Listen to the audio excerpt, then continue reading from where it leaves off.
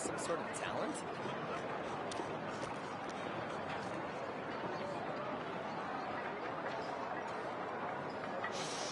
Interfere with the mixing process if you don't keep your voice down.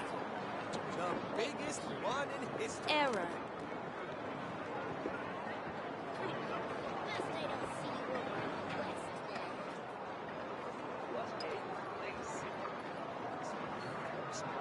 You might want to get a guide if you're not familiar with the area.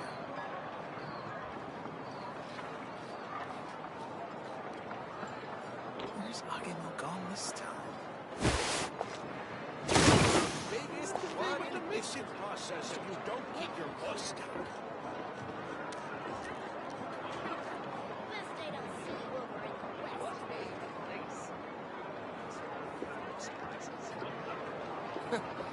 Is the ability to not get lost some sort of talent? You might want to get a guide Something if you you're wish not to familiar report? with the area. Go on. You have my undivided attention.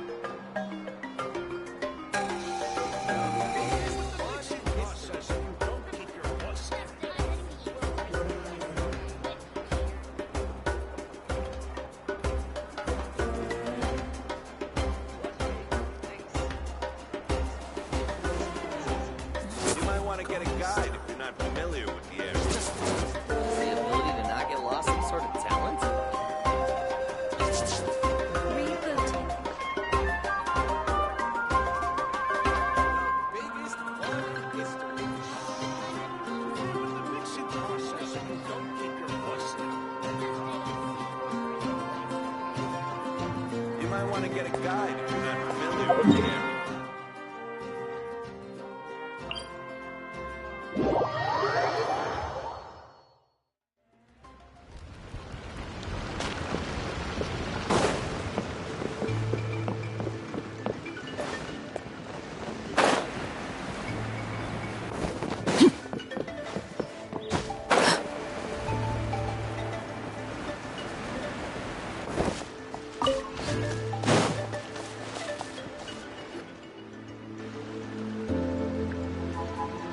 Hi, I'm Looney. Are you here to help find the baby Saurians? And I'm Toba. You must be the helpers that we've been waiting for. It's nice to meet you too, but we're just passing through.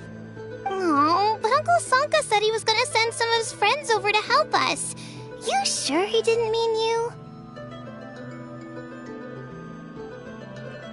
Yeah, sorry. Whatever this is about, it sounds like you've got the wrong end of the stick. Wrong end of the stick? Darn it! We've been tricked, Hoonie. I should have known that Glasses Guy was a con artist. What are we supposed to do about the baby Saurians now?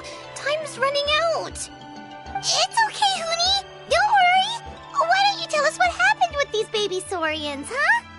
There's been a lot of unrest in the tribe lately, and my dad's Saurian got injured.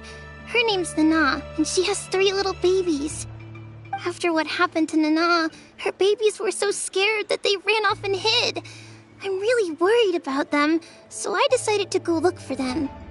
If Nana is your dad's Saurian, why isn't he the one looking for them? My dad's one of the elders, so he's busy getting ready for Turnfire Night. It's a really important ceremony, more important than this, anyway. I'm not supposed to be out here either, but I snuck out without telling him. I didn't think it would take very long, but then that guy we ran into made us tell him loads of stories, and it wasted so much time.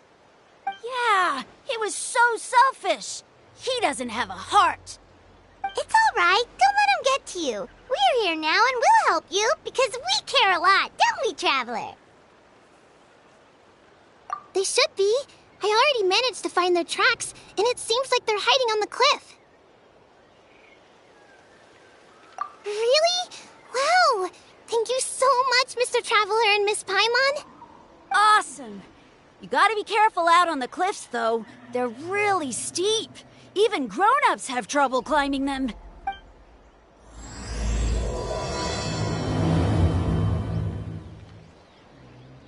Goody said the baby Saurians are on the cliff, so let's find a way up.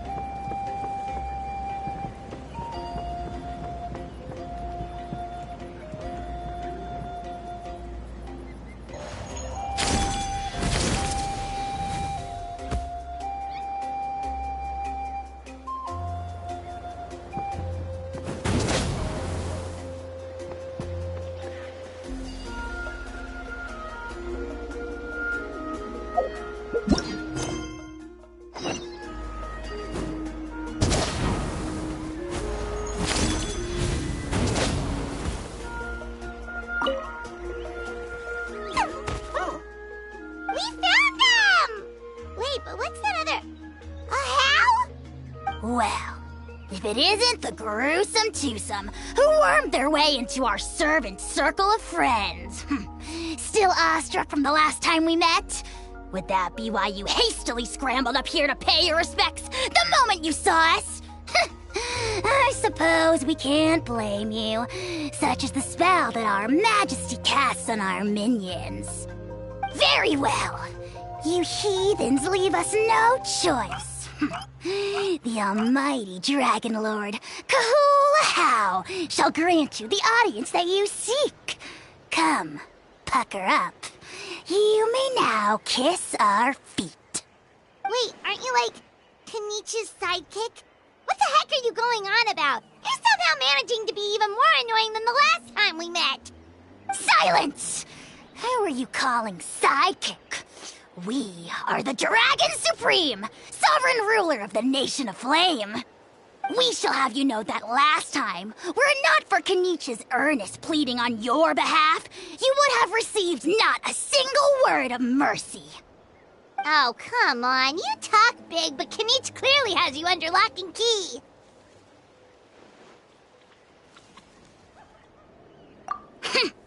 That's more like it. If you must know, our humble servant begged us to investigate an abyss incident near Hoytzitlan, and we chose to grant his request. Abyss incident? See this little lizard?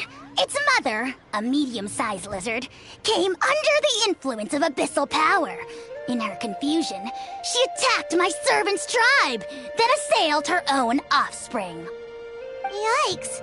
So how is she doing now? She was but a lowly bug fighting against the power of the abyss. Naturally, she has departed for the Night Kingdom. Such a fragile creature. Apparently, she ended her struggle by leaping from a cliff. Leaping from a cliff? My dear anemic flying ant, as addled with questions as your head may be, please keep them to yourself and wipe that absurd expression off your face. We are the almighty Dragon Lord Kahula, not a wish-granting fountain. Anemic flying ant? Huge! Just you wait. Two can play at the ugly nickname game. We sense a faint abyssal energy. An evil sorcerer must be lurking nearby, but they are well hidden. If you encounter any suspicious outlanders, be sure to give them a robust interrogation. Suspicious outlanders? Wait, are you mocking us? Ha! How dare you cast aspersions on your ruler, heathen! You're just lucky that our servant has such vile taste in friends. Otherwise, we would beat you black and blue, and then purple, then black again! If you're not here to kiss my feet, then get out of my sight. Do not impede the work of the almighty Dragon Lord, Kahula. The potty mouth on that guy! Paimon is furious! Still, good to know about the abyss threat, huh? Wasn't expecting that. Let's not get sidetracked.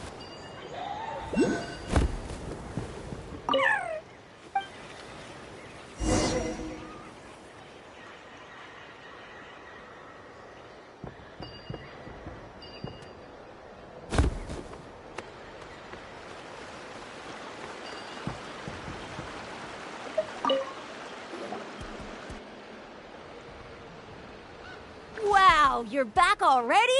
That was so fast. I'm so glad that the babies are all right. Thank you both so much. Now we can finally go home and stop worrying about them. You're welcome. Piece of cake! You're not from Natlan, right? Because your clothes look different than ours. Oh. Hey, you must be tired after all that climbing. You should come take a rest at my house. Yeah, please come. I promise you'll get a big Scions of the Canopy welcome. We love having guests, and you're really nice people. Not like Glasses Guy. By the sound of it, Glasses Guy wasn't from Natlan either, right? Uh-huh. Well, his clothes sure weren't. You know what? Now that I think about it, There was something really fishy about him. Really?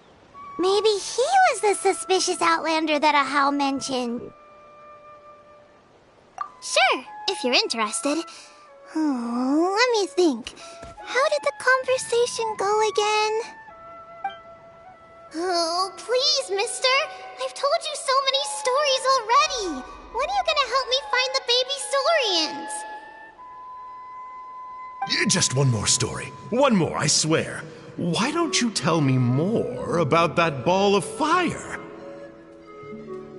I heard that there was a huge transparent ball of fire that used to burn 500 years ago, 1,000 years ago, maybe even further back than that. Oh, you mean Turnfire. That's where the ancient name Mollypo comes from. Oh, wow. So it was the origin of an ancient name. That's impressive.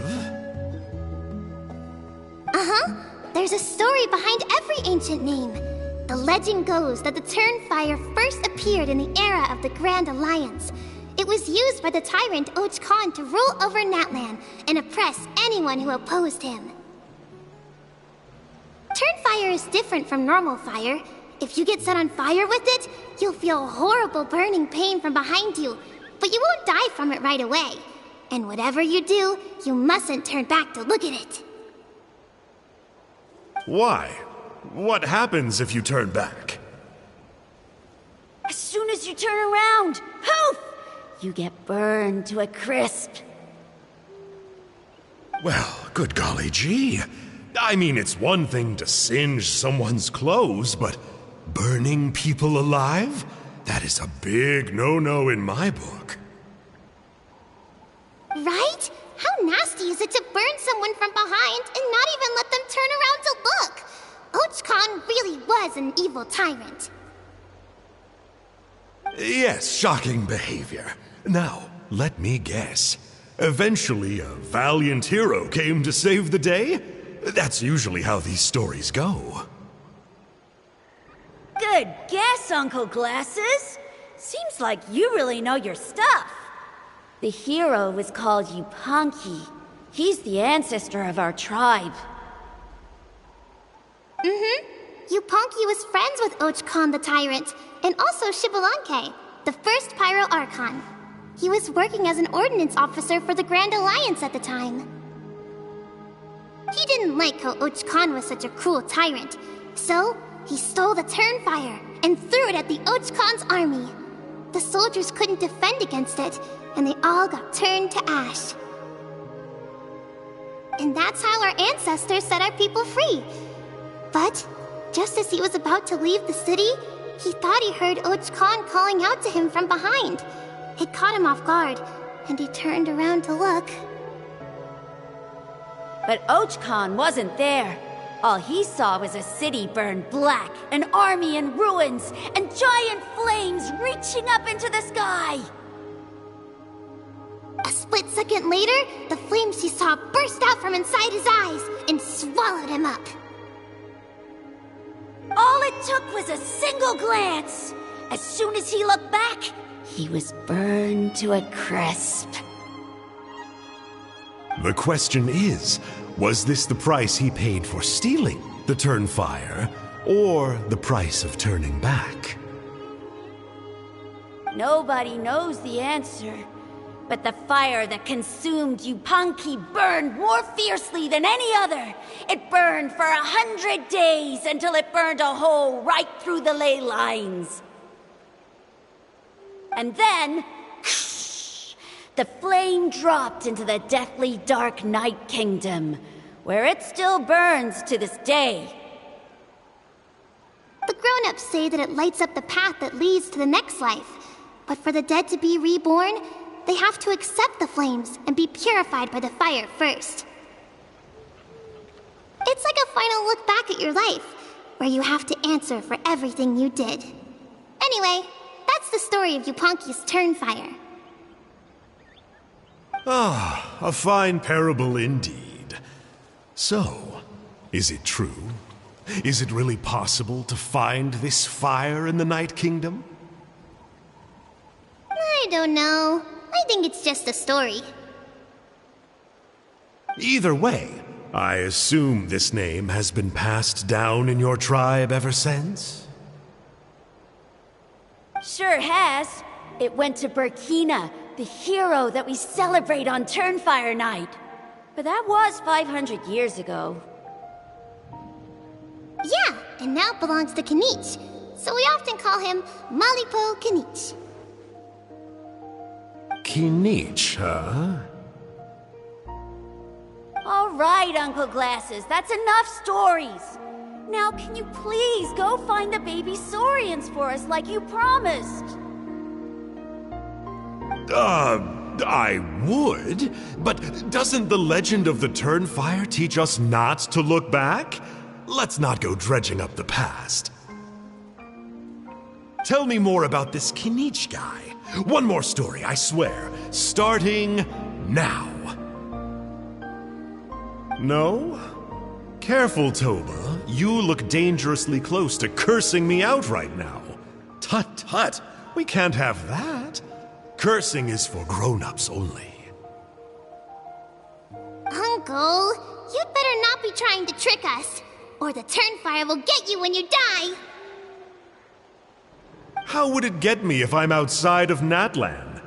Uncle Glasses isn't from here, you know. Unlike you. Huh? Wait. Is that...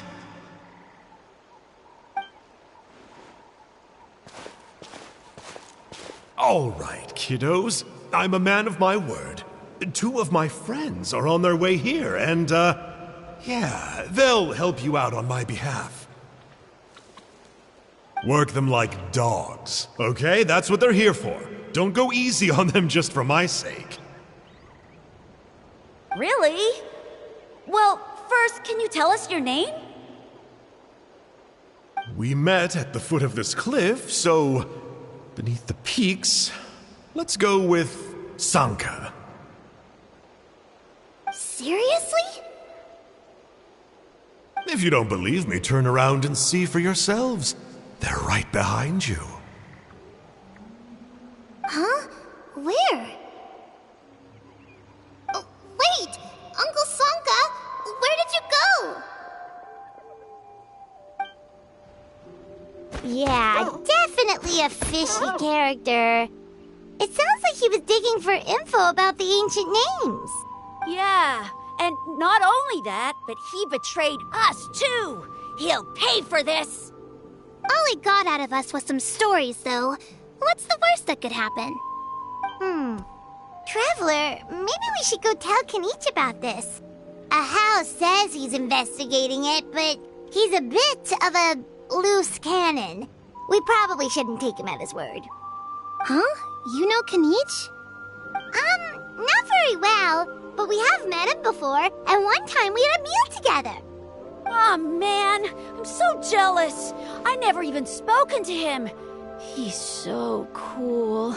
He's the Saurian hunter, and he has a really awesome ancient name. Me neither. I don't think my dad really likes him, though. He always tells me to stay away from him. Probably because of that little creep he always hangs out with. He's nasty, and he's so full of himself. Oh, the creep who calls himself Kahul Ahau? Yeah, we've had the pleasure of meeting him too. He sure loves pushing people's buttons. Exactly. I don't know why Kinich partnered up with him. Why didn't he pick me instead?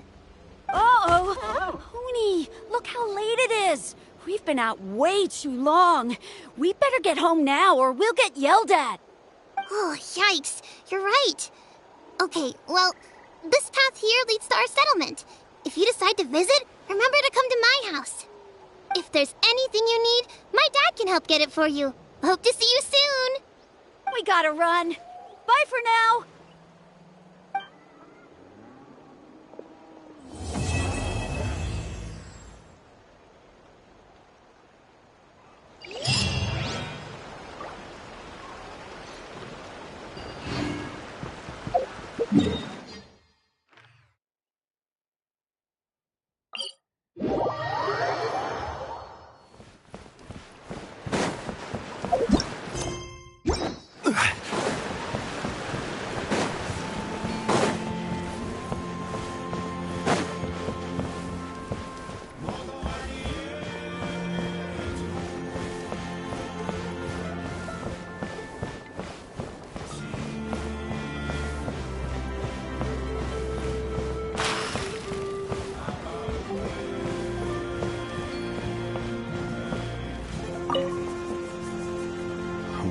what were you thinking, going out by yourself? Don't you know how dangerous it is? It's okay. Toba helped me. And we met some kind strangers who helped us. And Kind strangers? What made you so sure they were so kind, huh? Oh, I suppose they had kind stranger written on their foreheads? yeah, actually, they did. In big, bold letters. Don't talk back to me. The Mountain King problem still hasn't been solved. What would I do if I lost you too? No dinner for you tonight. They were good people, Dad. Dinner or no dinner. Hello again, Hoonie. It's Miss Paimon and Mr. Traveler! Dad, it's them! They're the ones who helped me! And I promised we'd take care of them if they came to visit. Oh, so you're the kind strangers. Well, I'm Trinidad. Apparently, you helped my daughter today, so if there's anything you need, just ask. As an elder of the Scions of the Canopy, I've got some influence around here. Now, I trust that you're sensible people who know better than to take advantage of their host's generosity. Yep, just helping a neighbor. We're not looking for anything in return. Oh? Well, let's hope so. Dad, please! They're not bad people! They've eaten at the same table with Kinich before! Be nice to them! Kinich? Wait! I heard that two mysterious travelers from afar showed up at the Stadium of the Sacred Flame. Are they you? And Paimon's the other. I do apologize. A lot's been going on in our tribe lately, and I suppose the pressure must be getting to me. I can't believe I was so rude to you. I feel ashamed. We got off on the wrong foot. Can we, start over? Oh, now we're talking. Seriously, though, don't worry about it. Already forgotten. We're just happy to see Hoonie got home safe and sound. Oh, you just arrived, I take it, and it would be my honor to give you a hero's welcome tonight. Careful now. That's quite an about face. We've heard that kind of thing can lead to spontaneous combustion around these parts.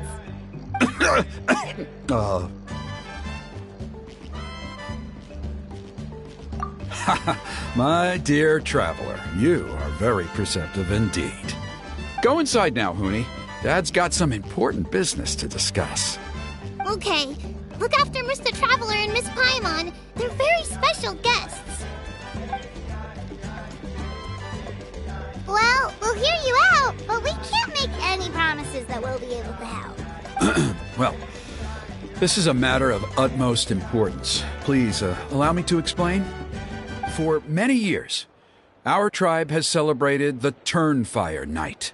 It is a traditional ceremony among the Scions of the Canopy in which we remember our ancestor, Burkina, and his companion, Kangamato, the Mountain King. Burkina was a hero who bore the ancient name Malipo, and Kangamato was a powerful Yumkasor warrior. Together, they fought against the Abyss. They were victorious, but it came at a great cost. Burkina paid with his life. The Mountain King survived, but was contaminated by the Abyss, and he remains in hibernation to this day. Normally, Yumkasors never live longer than a century. It is possible that the Abyssal Power is responsible for his unnaturally long lifespan. Oh, that's right. The Mountain King is a living symbol of our glory, but even this glory comes at a price. The Abyssal Power inside him is highly sensitive, and when it is disturbed, he awakens and flies into a blind rage, attacking anything that moves. So, besides the ceremony, another important part of Turnfire Night each year is cleansing the abyssal power inside the Mountain King so that he will remain sound asleep. However, Abyss-related incidents have been on the rise in that land lately, as I'm sure you're both aware. As a result, it has become increasingly difficult to keep the Mountain King in hibernation. Only 5 months have passed since the last Turnfire Night, and he's already showing signs of instability. Has he woken up again? He has. We managed to contain the situation by performing a makeshift ceremony right away, but it was a close call. He could reawaken at any moment. Also, he attacked and wounded my companion, Nana, during the ceremony. She became contaminated by the abyss as a result, and... We heard. Such a tragedy. We're really sorry for your loss. Yes, and Nana wasn't the first. Anyway, right now we're preparing for an exceptional Turnfire Night ceremony, and we need to find a suitable flame bearer. From what I've heard about your adventures, I believe you would be perfect for the role. Of course. Plus, he's a bona fide hero who inherited the Malipo name. Oh, you mean Kinich? Yes, he's the one. A hero, worth his weight in gold. And unfortunately for us, he's all too aware of that. No prizes for guessing what he said when I asked him to host a Turnfire Night outside of the annual schedule. An exceptional ceremony? Oh, I'll have to charge an exceptional price. I swear, no other concept exists in that boy's brain. I'm not the one to usually talk about people behind their backs, but I'm convinced the Wyub got hit on the head and took a wrong turn the day it chose to give that ancient name to him. I mean, have you ever heard of a hero whose mantra is, "What's your asking price?"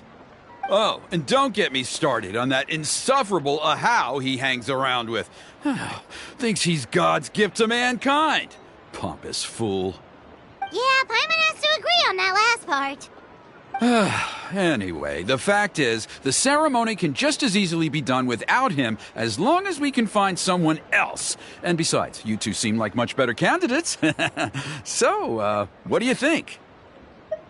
Well, there's only a few days left before the ceremony. We can't afford to waste what little time we have on negotiating with him. No, I much prefer if you would consider taking his place. Wonderful! I can't thank you enough. Huni was right about you. You have kindness in your hearts. Come with me to the other side of the mountain. I'll bring you up to speed on each step of the ceremony. As experienced warriors, I'm sure you'll pick it up in no time.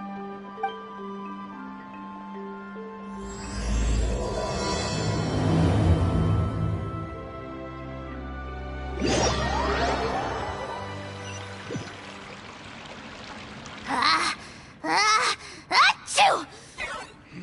Curses! Who dares insult the great Kahul Ahau behind his back? Oh, great Kahul Ahau, bless you.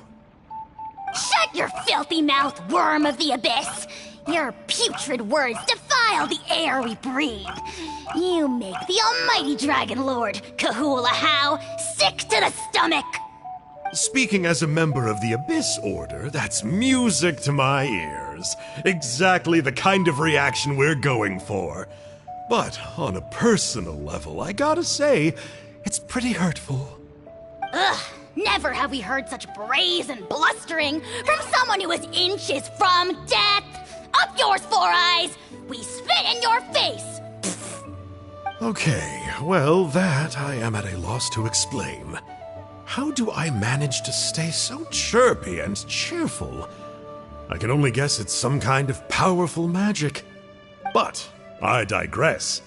Mr. Kinich, I admit it, you, sir, are a legendary hunter. Still, the only reason you caught me is that I was reluctant to run away. You see, I'm very interested in the lore of your tribe. Kay? Is that it? Kay? Aren't you intrigued to know what it is about you guys that prompted a visit from the Abyss? It's the extreme sports! The other day, I narrowly avoided getting hit by a very brave soul who just leaped off a cliff. I think you call it bungee jumping? Anyway, I was very impressed. That is what I call embracing the spirit of adventure. Look, I even did a painting inspired by the bravery and freedom of the scions of the canopy. You scum-sucking swine! Ugh, I swear, if you go bungee jumping, it'll be without a rope! Head first off the tallest cliff, with a band of hunters on your tail, and nowhere left to run, and a bottomless cesspit waiting for you on the ground. You say that, but I get the sense that Mr. Kinich isn't planning to take my life right now. On top of that, I'm tired of spying on you from afar. So why don't we just negotiate a comfortable operating distance that works for both of us? I've heard that the most important thing in human relationships is to respect each other's boundaries. What do you say, Mr. Kinich? Or you could tell me what it is you're really after. What? And then I'll name my price.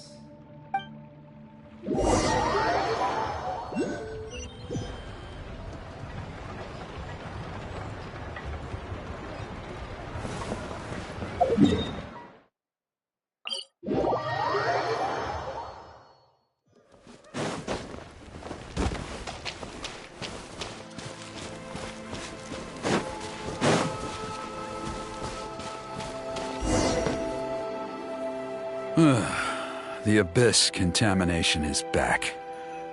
No surprises there. No doubt that explains the Mountain King's recent activity. See those torches over there?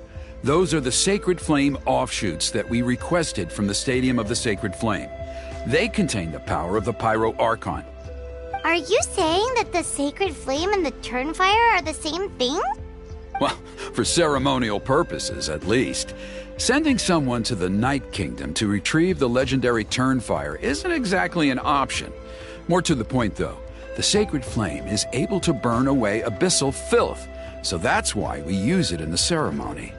Gotcha! So basically, we just need to clean up the filth with the Sacred Flame. Well, that's one part of it, yes, but the complete ceremony is a bit more complicated than that. First, the Flame Bearer must collect a kindling of the sacred flame from the starting point, then use a grappling hook to fly up into the sky and light each of the sacred flame pillars.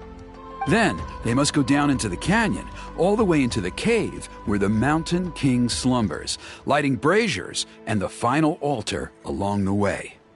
The most skilled flame bearers can accomplish all of this without touching the ground once. As much as I hate to admit it, Kinich is capable of this. Wow! He can do all that flying without ever falling to the ground? Well, of course Paimon can. It'd be much harder for you guys. Well, don't worry. It's not a requirement of the ceremony. You're allowed to touch the ground.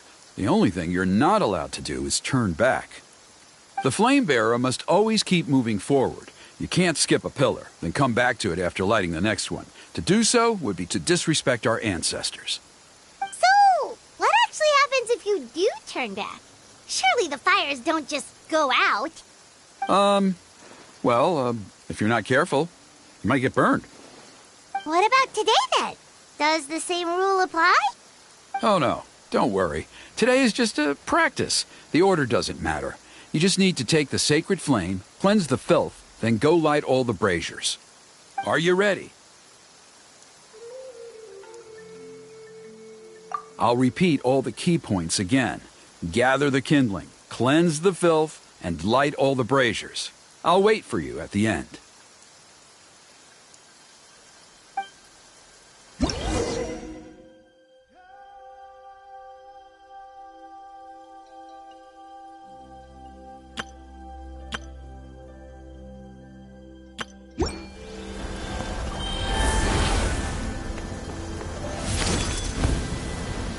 Alright, let's use this kindling to complete our There's abyssal filth over there! Let's burn it away with the sacred flame!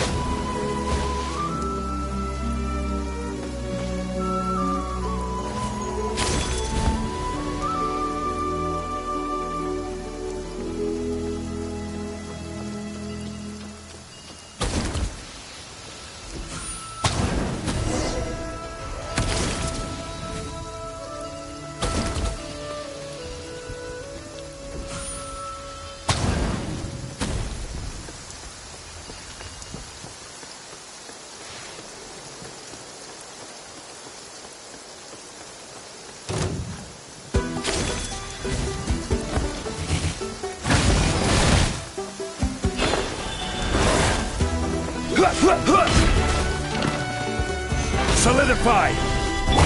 Overruled. Busted.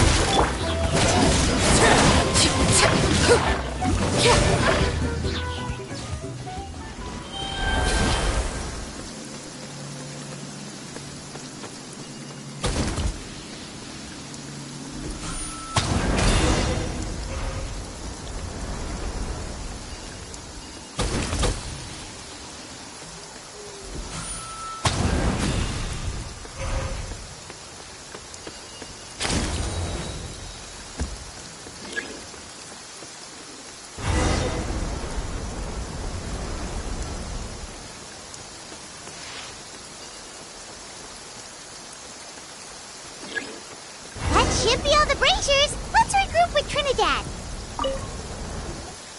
I knew I was right about you. You have outperformed all of the other previous candidates.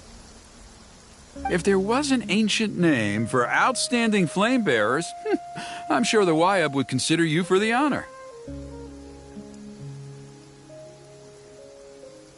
Yeah, although it would probably take Paimon quite a bit longer. All right, now there's still a few days left until the ceremony, and I should probably get back so I can inform the chief and the other elders that I have found the flame bearer we need. Oh, you mean they've still got to sign off on it? Some of them are still hoping we can come to an agreement with Kinich, but that's only because they haven't seen you in action. Still, I'm the one responsible for securing a flame bearer, and my recommendation is you. Just for Paimon's own peace of mind, are you sure it's not going to be a problem having Outlanders take on such an important role in your ceremony? See that place over there? There was a time, long before the age of Burkina and the Mountain King, when we, Scions of the Canopy, called that our home. After a period of upheaval, our ancestors were forced to move away. Now, it has become a place where our youths go to develop courage and kindle a spirit of adventure. If we fail to keep the threat posed by the Mountain King at bay, it might not be long before we have to move again and find a new home. So, to answer your question, I think everyone will agree that you are the right choice. Fair enough. Desperate times call for desperate measures. I'll need you to drop by my place at some point before the ceremony, if that's all right. There are still a few final details that we need to discuss. Okay, see you later then. You have my gratitude.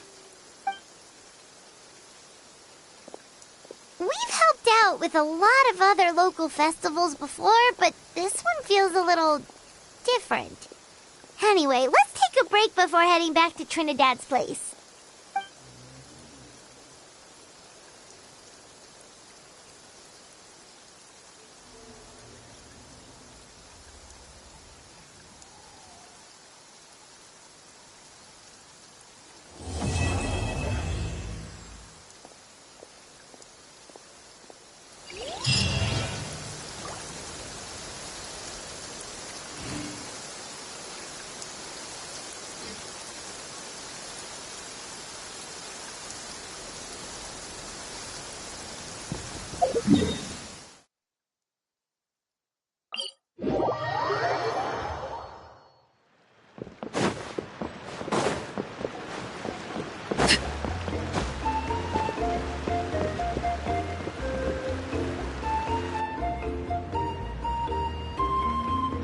Traveler? Paimon?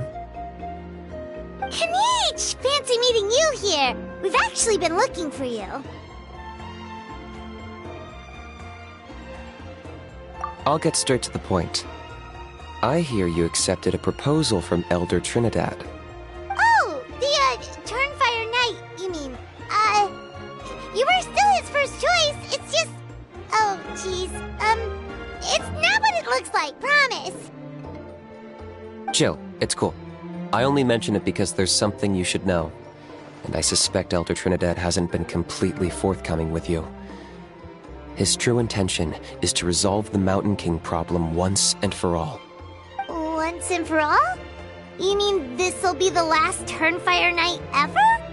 That's right. He wants to use you to send the Mountain King to the Night Kingdom. To the Night Kingdom? You mean...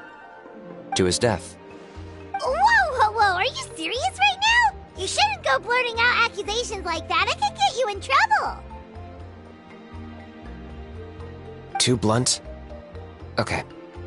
I'll phrase it more gently. There is potentially a possibility that Elder Trinidad may be hoping that during the course of the ceremony, you kill the Mountain King dead. But that's ridiculous. He told us the Mountain King is a living symbol of your tribe's glory. And that glory comes at a price. Oh, that's right. The Mountain King is a living symbol of our glory, but even this glory comes at a price. Ah, yes, and Nana wasn't the first.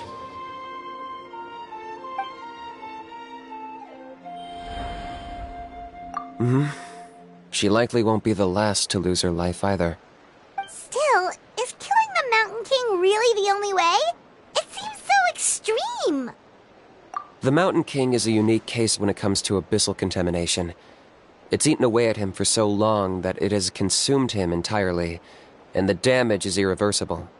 That evil power has both driven him insane and kept him alive over the centuries. So, to look at it one way, once it's completely purged from his body, the Mountain King will finally be able to rest in peace. In past ceremonies, we've only purged around half of the abyssal power. This was to strike a balance, to keep him alive, but also keep him asleep. Trinidad didn't say anything about how much power he wanted us to purge, but he did say there were some more details to go over before the ceremony. Then it sounds like you'll know for sure soon enough. If he really asks us to kill the Mountain King, what should we do? I know this must come as quite a shock, so I suggest you act like you didn't hear anything for now. But would you have time to visit the chief after your meeting with Elder Trinidad? I'd like to make a deal with you. What kind of deal? One that comes at a very reasonable price. I'm sure you have plenty of other questions, but we can talk more later. Good. See you soon.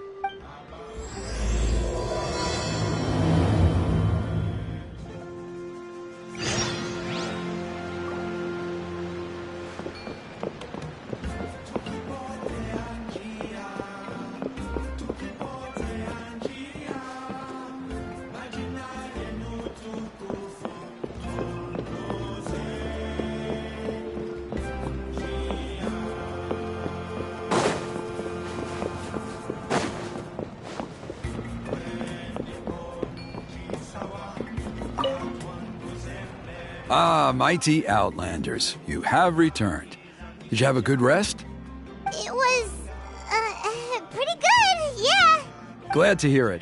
Things are progressing very smoothly on my end. Many of the elders have heard of your heroic deeds, including the chief. They all speak very favorably of you.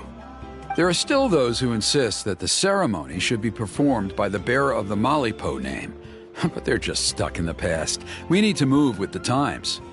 Plus, Kinich doesn't want to do it anyway. Exactly. So, now, it's time for us to discuss the finer details of the ceremony. We covered the fire lighting part of the proceedings yesterday. The next part is the purification of the Mountain King. It's quite simple. You just need to use the sacred flame. We've done it plenty of times before, and it's always very routine. I'm sure you won't have any problems.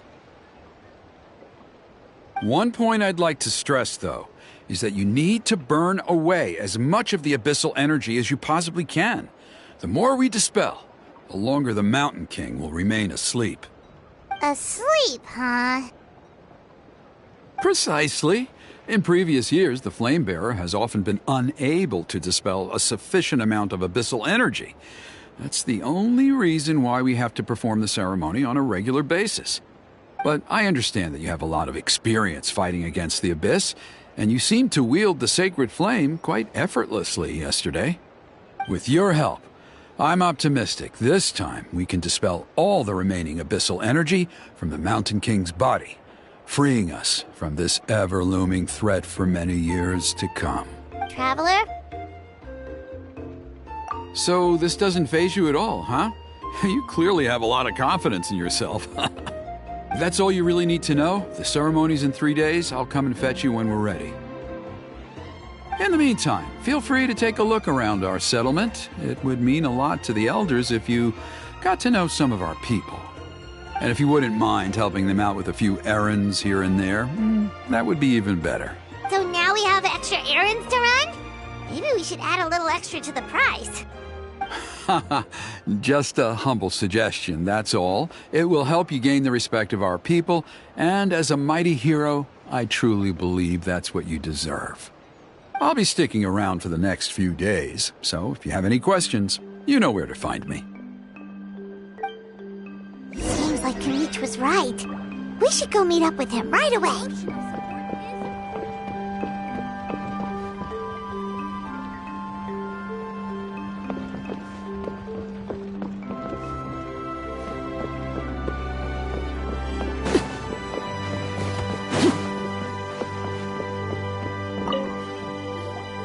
Huh, you're here. Kinich! Elder Trinidad said that... I can tell. It's written on your faces. Is that the Traveler in Paimon? Forgive me for not being there to welcome you on your arrival. That should have been my duty as chief. Hello, Chief Waina. I only heard the news from Trinidad yesterday, so I asked Kinich to invite you over for a quick chat.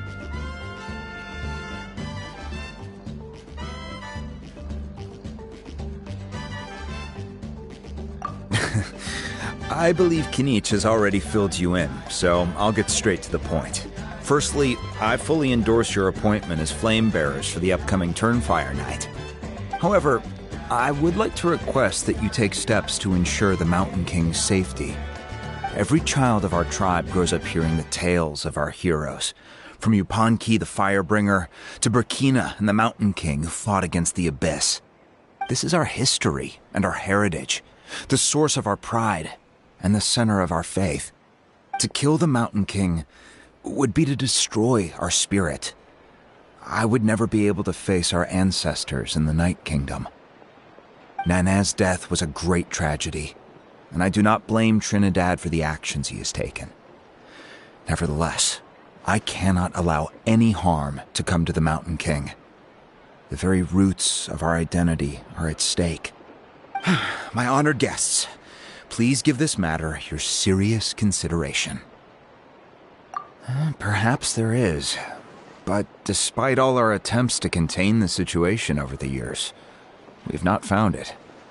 Right now, I should like to hear where you stand on this matter. Running away won't solve anything. You just need some time to think this through, that's all. Don't worry, we'll come up with something if we put our heads together. Thank you both. There are still 3 days left before the ceremony. I hope they will bring you clarity. So, Kinich, earlier you were saying that... Let's walk and talk. I'll show you around the tribe. That works too. Paimon needs to get some air after this.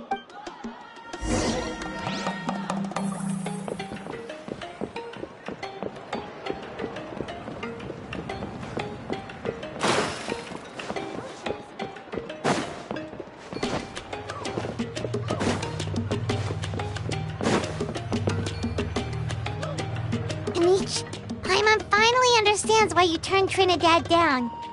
You knew what he was planning, didn't you? That's why you didn't want to be the flame bearer this time, because it's a double-edged sword. The whole Mora thing was just a sneaky excuse. Double-edged sword is right. But my response wasn't merely an excuse. To solve this exceptional problem, an exceptional price must be paid. I'm working on it. Really? Well, come on then, let's hear it. In a moment. Didn't you have a question you were about to ask me? Oh, yeah. What was it again? Oh, right. We need to talk about how he's completely unhinged. I agree that he has a problem. He needs disciplining, so I hired him a teacher. You got him a teacher? Oh, Paimon would love to see him get scolded for bad behavior. Anyway, moving on. When we ran into a how, he said you two were investigating some Abyss thing together. Is that related to the whole Mountain King situation? Yes, that's the angle I've been working on. I'm a Saurian hunter, but I occasionally hunt the Abyss too. One time I was pursuing some purple demonic dogs when I accidentally entered a hidden space. I did some research after the fact. Apparently they're known as beastly rifts, and there are many of them of all different sizes. That's where those purple dogs were coming from. So, if we can locate one of these beastly rifts, clear the monsters out, and move the Mountain King inside, he'd be able to continue living, but without posing a threat to the tribe. Whoa, that sounds kinda crazy. Would it really work? It's not without its risks, of course. There's a lot of unknowns in the equation. For instance, for all we know, a prolonged period inside the rift could make the Mountain King's condition worse. Still, we desperately need something like this, even just as a temporary measure. You've seen the conflict the issue is causing in our tribe for yourselves, and believe me, it's been a long time coming. The chief is adamant about keeping the Mountain King alive, whatever happens. Paimon can understand. It's less about the Mountain King and more about preserving your culture and heritage. Yes, but on the flip side, you've got people like Elder Trinidad, who is more concerned about protecting the people he cares about now and into the future. And he has every right to take that view. It's one thing to try and preserve the last remnants of a glorious past, but making your kin pay the price for it? No one can seriously tell them that's a fair trade. You're right. There's no easy answers here. Let's leave that to one side for a moment and assume we go with your plan. How do you actually intend to find one of these beastly rifts? Because at least in our experience, the dogs open the rifts when they want to attack us, not the other way around. I think I know a way. You have any better ideas? Not at the moment, but it just feels like using the power of the Abyss for our own ends isn't gonna end well. After all, the Abyss is what turned the Mountain King into a monster in the first place. People are gonna think you've lost your marbles. If it doesn't end well, then that's the price we pay. Everything in the world comes at a price. Even when Yupanqui, the Firebringer, stole the Turnfire, it cost him dearly. The Mountain King's erratic outbursts have brought tensions within the tribe to a boiling point. Unless this gets resolved quickly, everyone will be stuck in a stalemate. All right. So what's this deal you wanted to make with us? We're hardly experts on exploiting abyssal power. All I need you to do is keep people away from me. I'm getting harassed on a daily basis by people trying to convince me to be the flame bearer. I can't afford to waste all my energy dealing with them. If you help me out, there'll be a gift for you in return. Ooh, what kind of gift? Something well worth your while, I'd say. Just keep doing what you've been doing. Integrate yourself with the tribespeople, so everyone comes to terms with the fact that we have a new flame bearer. That way, I won't have an endless stream of people coming to beg me to join the ceremony, and I can focus on finding a way to summon the beastly rift. Then, when the day of the ceremony comes, we'll move the Mountain King into his new home. Still sounds pretty crazy. Even for a daredevil like you, that's dangerous. And even if it works, what if neither Chief Wyna nor Elder Trinidad are happy with it? Have you thought about what you'd do then? At least the two of them would finally be on the same side of the issue, leaving only me on the opposing side. The tribe needs leaders like them far more than a Saurian hunter for hire like me. Can I take that to mean that we have a deal? For sure. And who knows, maybe we'll come up with an even better solution to all of this in the next couple of days. Great.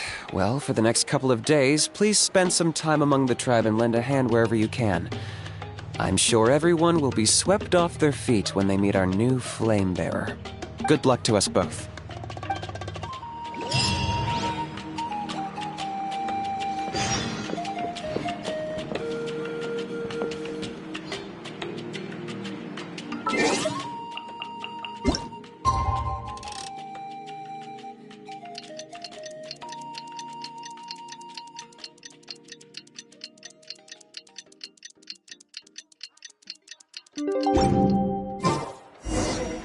Okay, Okay, task for the day. Meet the tribe's people and take some heat off of Kenich's back.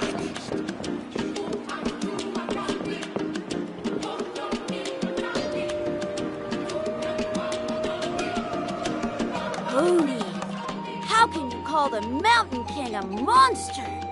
Because he hurt a lot of people. And look what happened to Nana. But it wasn't on purpose. The Mountain King is sick, that's all. He's been hurt by the abyss. That's true. But the fact remains that he's now a threat to all of us. How can you be so harsh to someone who's sick? If you don't take back what you just said, I don't know if we can carry on being friends. Toba, Kuni, what's wrong? Pony's saying nasty things about the Mountain King. It's not right. He's our hero. Once upon a time, maybe. But not anymore. Yesterday, maybe, but not anymore. Toba? Fine. I guess my dad is right.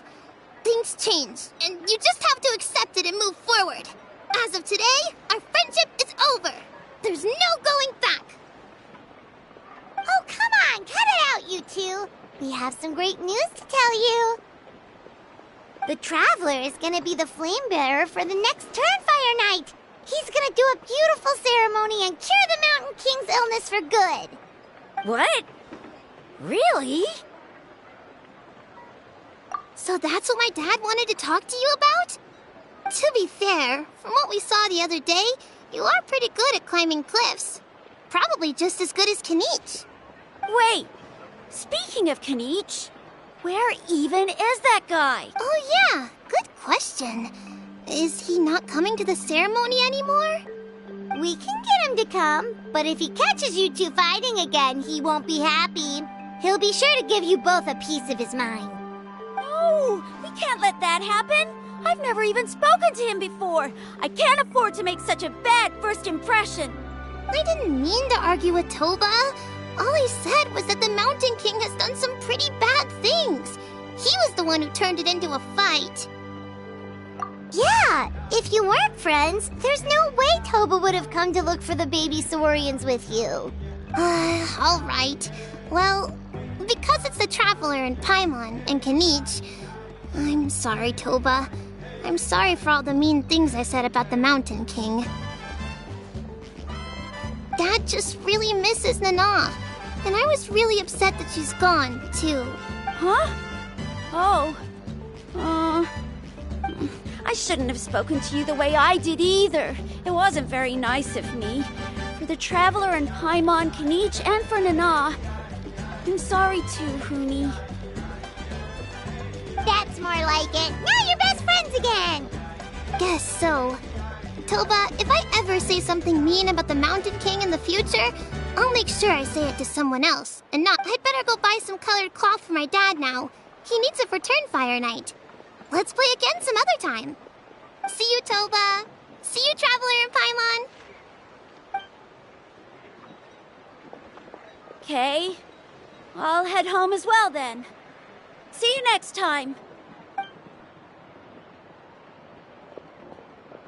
Okay, take care, you two. Even though they said they're sorry, it looks like their friendship isn't as strong as it was before.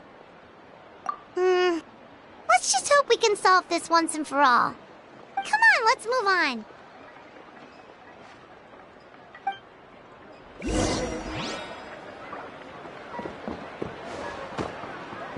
These clothes are comfy.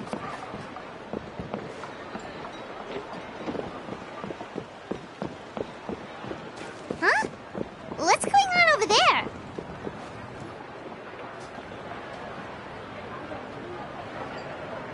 Hey there! What's happening here? A rehearsal for the Turnfire Night dance. Ooh, there's a dance involved? Paimon wants to learn too! You don't know it? I guess you're not from these parts, huh? It's rare to see a new face around the tribe these days. I thought everyone would be keeping away. Why do you say that? Because of the Turnfire Night, of course.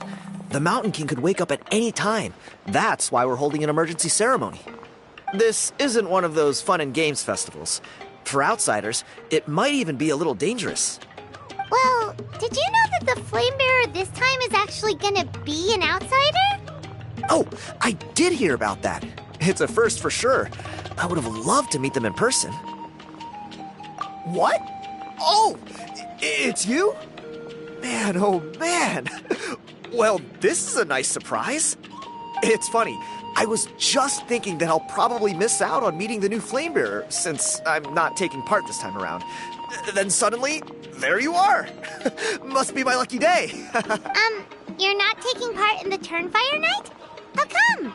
You're not an outsider too, are you? You must be joking. Watch this.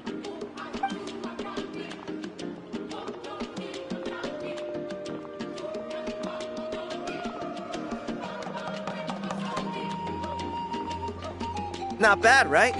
Yeah, I'm considered one of the better looking guys who dances beneath the pillars of the sacred flame. Been doing it a few years. Always gets the ladies out to watch. Oh, very impressive. So why'd you quit? Well, I feel like the whole Mountain King situation is getting more and more precarious. It's just not safe here anymore. One of our elders' Saurian companions even lost her life not long ago. The question is, what are we going to do about this in the long term? But our leaders don't have any answers for us. They're probably too busy fighting about it amongst themselves. The way things are going, it's only a matter of time before it gets violent. So I figured, you know what? Now's as good a time as any to get away for a little while. Go do some exploring. You look a little disappointed. Disappointed? Nah, it's a great opportunity to go see the world. As every male scion of the canopy knows, wherever you are and wherever you go, the only way is forwards. We take pride in that. I won't forget my roots.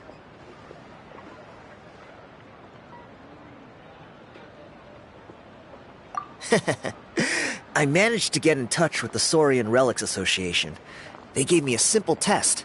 Find a decent quality relic, and they'll make me a member. What's the Saurian Relics Association? You've never heard of it? It's a group of amateur history enthusiasts who do research on the ancient Saurian era. They're all about collecting relics and remnants from that age. Speaking of which, the guy who was Flamebearer before you, I've heard that his Saurian buddy comes from that time. A how? A how's a relic from an ancient Saurian civilization? Oh, yeah, him. So you know those two already, huh? Then, do you know how they met? It was deep inside some mysterious ruin, and they signed a contract there. The association folks say that the kind of contract usually comes with a huge hidden cost. Really? That sounds ominous. Who knows? But if it's true, Kinich can probably handle it. He knows what he's doing with weighing up contracts and costs and stuff. I doubt he'd make a contract that doesn't benefit him. Strangely enough, I actually happened upon a strange mural a while back, and it looked to me like it was depicting a Saurian and a human involved in some kind of Saurian-era contract ritual. Oh, does that count as a relic then? You bet it does. I was all ready to go take a picture of it and use that as my entry ticket to the association. But after all the abyssal activity recently, I heard that area's been overrun by monsters. The best laid plans, huh? I'll just have to wait and see if things improve. Or... you look like you know your way around a fight. I don't suppose there's any chance you'd be able to help? If all you need to get is a picture, that should be pretty achievable, right? The Traveler deals with monsters all the time. It's a piece of cake. Wait, you're seriously gonna help me out? Come on, it's no big deal.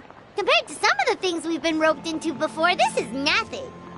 Pyro Archon above, you two have hearts of gold, you know that? You're the kind of people who could dive into the Turnfire deep in the bowels of the Night Kingdom, and it wouldn't burn a single hair off your head. Of course it is. All right, come with me. I'll show you the way.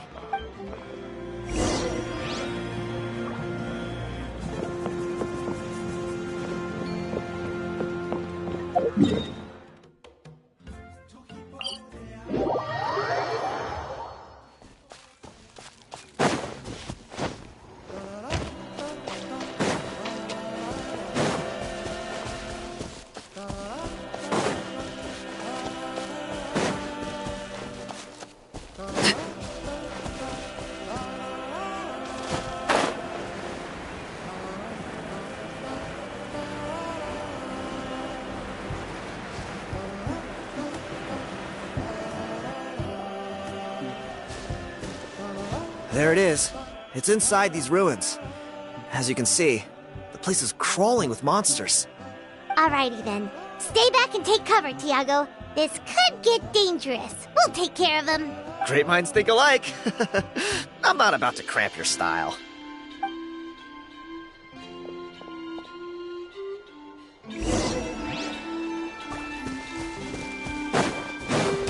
Transfixed! I'm going in!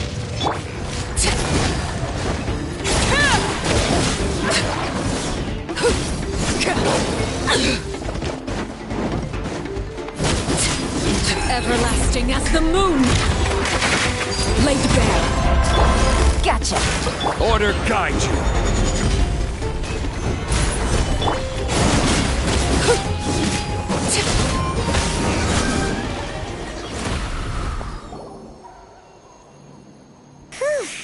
That should be the last of them. It's a good thing Tiago had the sense to stay in his hiding place, or things could have gotten really hairy for him. Hey, look! That's gotta be it, right? Definitely looks like a mural. True. Now that you mention it, most ancient murals take up a whole huge wall. This looks more like someone with a paintbrush got bored and started doodling. It does match the story he told us, though. There's a Saurian and a human. So, is that supposed to be what an ancient contract ritual looked like? Whatever. We're not here to decipher it. Just photograph it.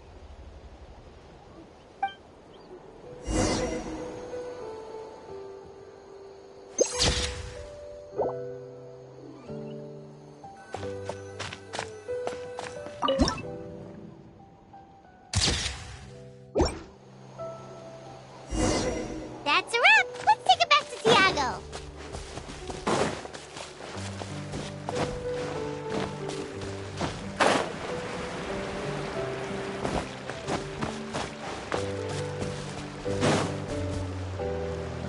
You've been robbed?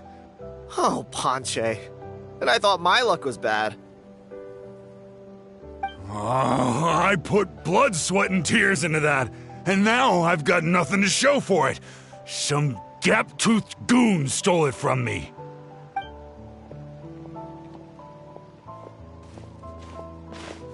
Tiago, is this the picture you were looking for? Let me take a look. Yep, that's the one. Pyro Archon above, you two are superhumans. Hey, Ponche, come and say hi to these guys. They're gonna be the new flame bearers, and they're tough as nails. Wait, are you the Traveler and Paimon? Huh? You already know each other? I don't think so. My nephew Toba's been telling everyone about you. He says you're crazy strong, super friendly, that you helped him out, and that you're gonna be our flame bearers this Turnfire night. Oh, so you're Toba's uncle. Great to meet you, sir. Sounds like we managed to make a bit of a name for ourselves. Toba's not wrong, my friend. These two are honestly some of the nicest, most genuine people I've ever met. Everyone speaks incredibly highly of them. Seriously, if you're comfortable telling them about what happened, I guarantee you they'll sort it out in no time. Really? All I want is to get the fruits of my labor back. Allow me to explain. Ponche is a well-known scholar within our tribe, author of the widely acclaimed book, Yupanqui's Turnfire. Unfortunately, the book was stolen by a treasure hoarder a few hours ago. I spent years of my life researching that book. I visited every last ruin, interviewed every descendant of every hero in our history. On the word Malipo alone, I covered at least 5 different interpretations of the meaning based on accounts from different villages. It was an unparalleled masterpiece. And now it's all gone. That little goon ambushed me during my morning walk. He snatched all of my belongings, including my entire manuscript. That book was everything to him. It's like they robbed him of his soul when they took it. Look at him. Lost and listless. He's a shell of the man he was. Dear honored guests of our clan, I am but a helpless old student. If only for Toba and Tiago's sake, please help me, I beg of you. See what I mean, Ponche? Now you've run into these two, your luck's about to change, big time. I don't know if he's still there, but come on, I'll take you.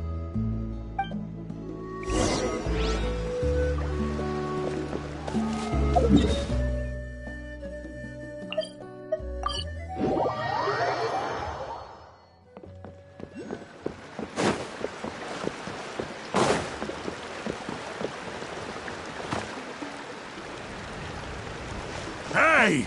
You thieving rat! Give me my things back! What do you want now, you old bum? God, you're a waste of space. Prepare to get shoved butt first into a tree hollow. Oh, what's this? Brought a little bodyguard with you, huh? All right, let's see what you've got. What's this? Eat dirt, suckers!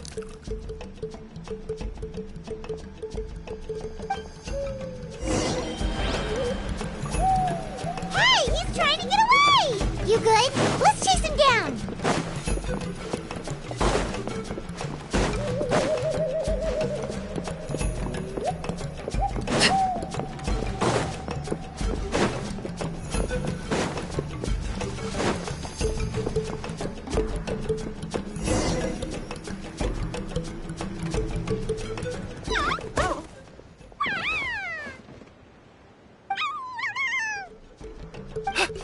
Where did these Yuvkasaurs come from?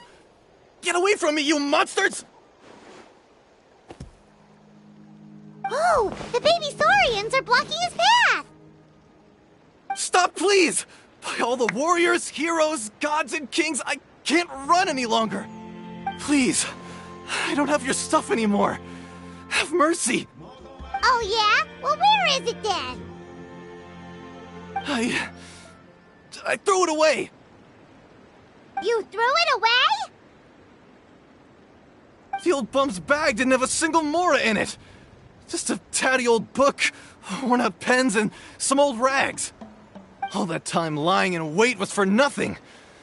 I was so mad I just threw all of it away. Is that really the truth?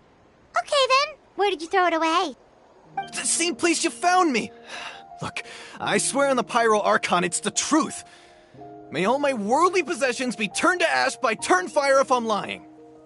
Okay, that's a pretty strong oath. What do we do now?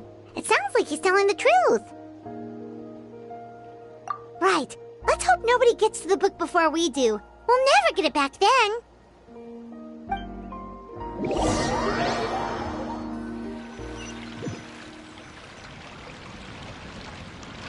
Although the Turnfire is a heroic symbol in Huitzatlan, it always comes with the more ominous implication of eventual tragedy. This holds true for all bearers of this ancient name in recorded history. Each one of them died of non-natural causes, as if the specter of the Turnfire was always lurking in the background. This appears to suggest the existence of some higher power that is always watching the name-bearer, examining their actions, and eventually demanding payment in return. None can escape this payment, unless, perhaps, they could honestly swear by Turnfire to never make a single mistake in their entire life. Yupanki's Turnfire. What an incredible work on ancient name philology. I can't believe it was just lying there for me to take. Let me see, the author is Ponche. Nice. A gentleman and a scholar. Silence, book muncher. The great Kahula will suffer your droning voice no longer. Do you truly find no joy at all in perusing such rich historical records? Joy? What joy is there in this pointless drivel? Well, it makes a pretty shocking prediction. Every bearer of the ancient name Malipo eventually meets a grisly end. Maybe that's the price you pay for the name that means price? What? You're saying Kinich will die a violent death? So I'll finally get to take over his body? When will that glorious day arrive? The great Gahulahau demands to know! Wow, you are just irredeemable, aren't you? An agent of chaos down to the core. You make us Abyss Order folks look like saints in comparison. Silence, maggot! To presume that anyone compares your kind with the great Gahulahau is sheer vanity. And if that day ever comes, oh, your doom will soon follow. You don't need to lecture me about Doomsday. Here's what I know, based on countless historical texts.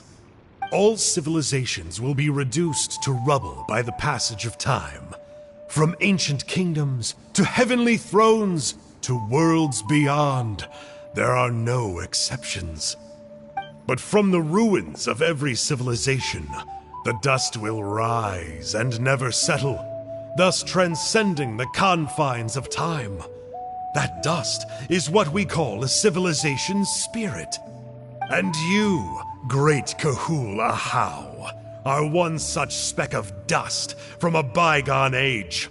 I've paid dearly for the chance to observe you up close. Now, let me take a good look at you. We'll see whether any memories of that age still remain inside you.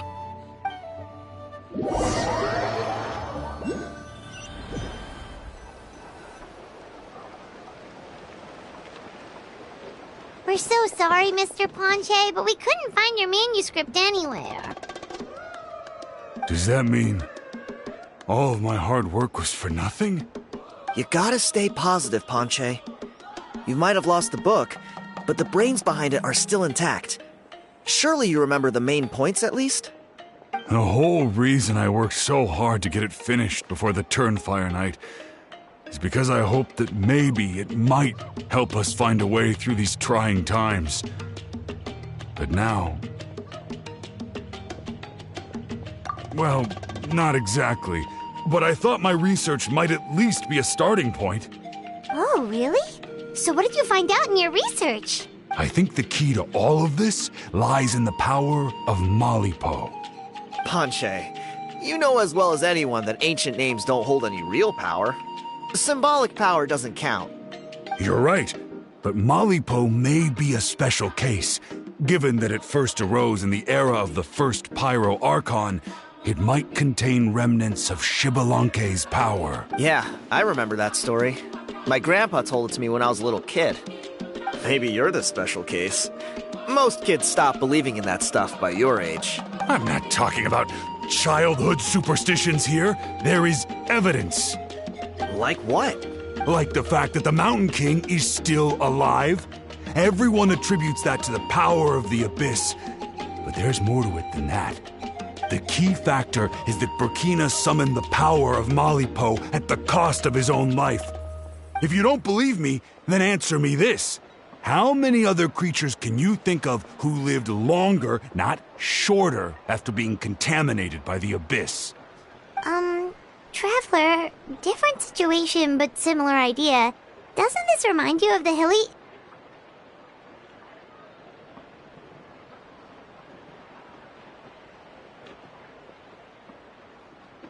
So, I came to the conclusion that Malipo must refer to some mysterious ritual involving a tit-for-tat exchange. It began with the first Pyro Archon, fell with the Grand Alliance, then was buried in the Night Kingdom. And now, it awaits the call of its new bearer. Hey.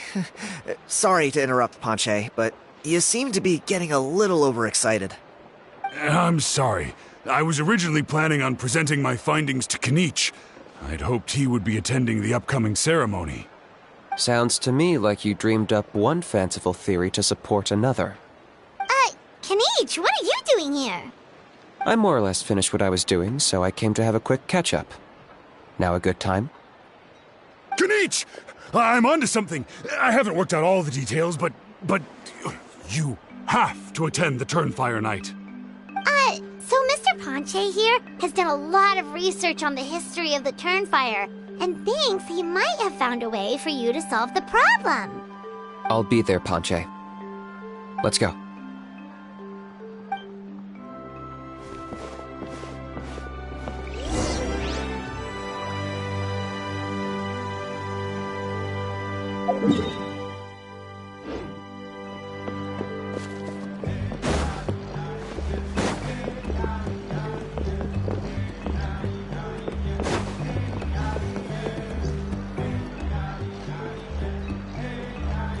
Here will do. Yeah. I'd like your help giving it a trial run tomorrow. If that works, we have our plan come Turnfire night. Sounds like you're not considering Ponche's idea. You heard him. He hasn't worked out the details yet. We need a more practical solution with concrete steps to follow. Yet? Are you saying you think he might actually be onto something? I think it's possible, based on something I know about the war 500 years ago. Burkina didn't fall to the abyss. He was killed by the Mountain King in an episode of madness. In his final moments, Burkina made the fateful decision to not fight back, and instead pass his blood and power on to the Mountain King. Maybe he thought the Mountain King was stronger than him, and more valuable to the tribe. Or maybe it was just out of loyalty to his friend.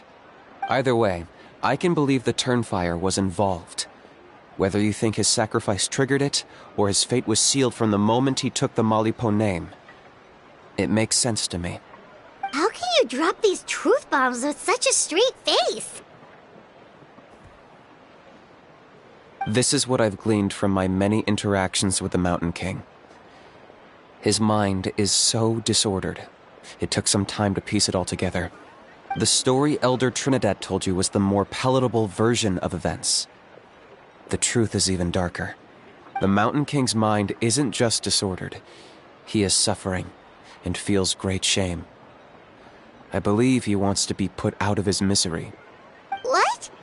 Then what should we do? Should we grant him his wish? Of course not. We should help him move to a new home. It's the only practical solution. The Mountain King is a hero to my tribe. An object of worship, even. Ending his life would be like desecrating a statue. Still, he's been the cause of multiple disasters, and we can't afford to have any more. Ugh.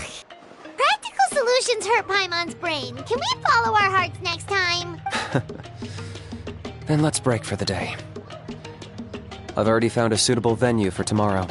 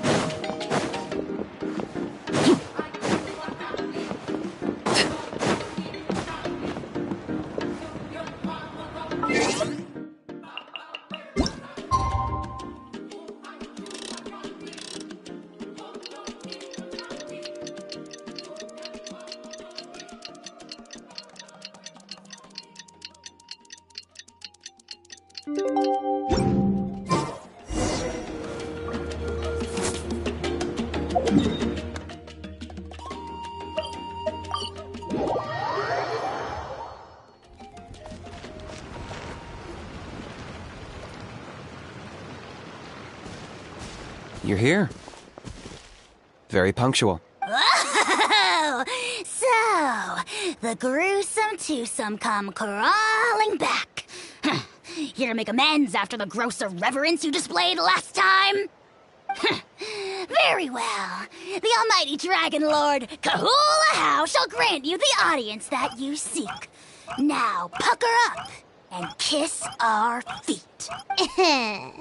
Kinich, didn't you say you found him a teacher? He's just as out of control as ever! Hey!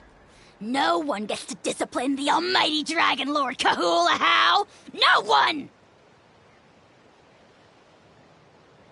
Maybe because I've never had a gentle-natured companion like Paimon to compare against. Is that a compliment? Yeah, I see what I'm missing out on now. And it's a lot.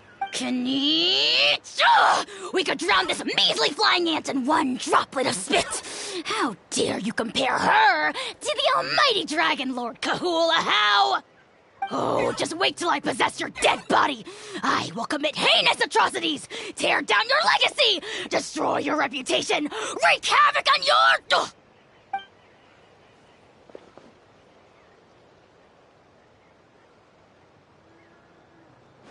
Traveler, Paimon, let's get down to business. Once we've opened the beastly rift, you're welcome to toss a How in there for a couple of days. With pleasure. You don't need to ask twice. I got my hands on this device in a trade. It's meant as bait, but it'll also stabilize the abyssal energy. The rift towns will tear through space to get to this. Once they're here, we take them out and claim the rift for ourselves. You'll find out soon enough. First, let's try this out.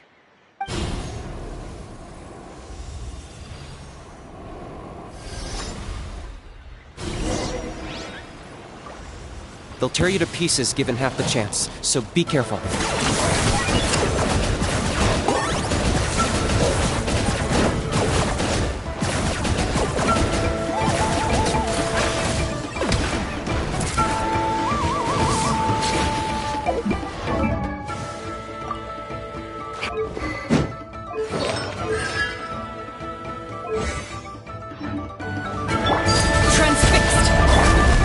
Stabilize! Teamwork is dreamwork!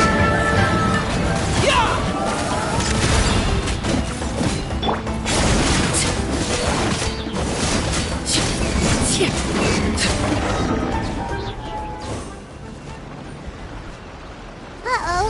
Are there even bigger ones on the way? You see, Kinich? I'm a man of my word. In fact, I'd say I under-promised and over-delivered. Nifty little gizmo, isn't it? I take it this is your true form? Now that our deal is complete, it's time to start the next phase of our relationship. I made a promise to the great Kahula How, and now I'm here to seize your body for his use. Cliché, I know. The hero's trusted partner sells him out to the abyss in a shocking act of betrayal. Cue bad guy speech and drawn-out death sequence. Huh? Angel? Huh? Huh? What are you two doing here? Oh, Mr. Kinich, this is not what we agreed on. Traveler, this is the gift I got you. I know you're looking for intel on the Abyss Order, so I thought he might be of use to you. But it looks like you've already met. Yikes. Frosty reception. Gotta say, I kinda pictured this moment going a little differently. Tears of joy welling up in your eyes as you say the words, "It's good to see you again, old friend." Don't be ridiculous. Sounds like you've been reading too many romance novels. There we have it. Change is inevitable and nothing lasts forever. What a pity. Well then, time for you to meet the new me. This time, please call me Sanka. Sanka! Aha! So you're Glasses Guy! You tricked Huni and Toba into telling you a bunch of stories! What does it matter? A name is a superficial label. It's what's deep down inside that counts. And I've shown you the deepest parts of me.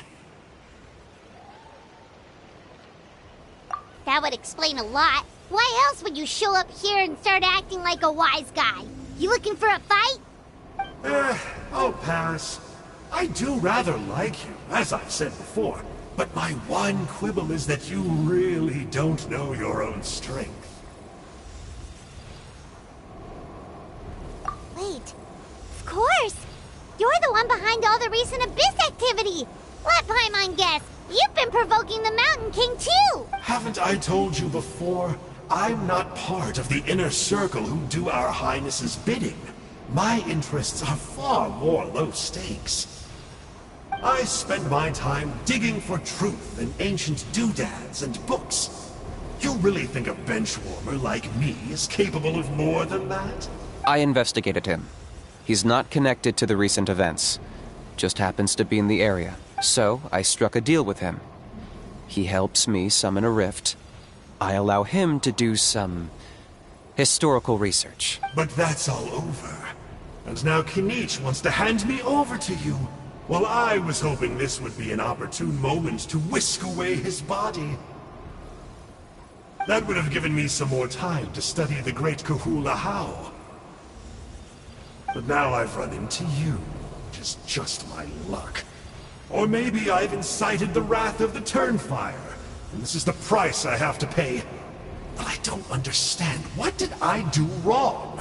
Wait, does that count? Let me think. How? You are the worst of the worst! Colluding with the Abyss Order against Kinich? How could you betray your partner? There is no betrayal. The almighty Dragon Lord Kahula How is a partner to no one. Don't worry, I told him to act as bait. Yes, and you should have picked a bigger fish. The Abyss Order? Ha! What a joke. Not even a match for our lowly servant. I put up with this toad's croaking for days, and it was all for nothing. It looks like your disciplinary measures have been less than effective, Mr. Enjo. What did you expect? Behavioral rehab isn't really our thing. Otherwise, we might as well change our name from the Abyss Order to the Abyss Boarding School. The abysmal disorder would suit you better. Kinich! Dispose of him! He is of no further use to us! Traveler?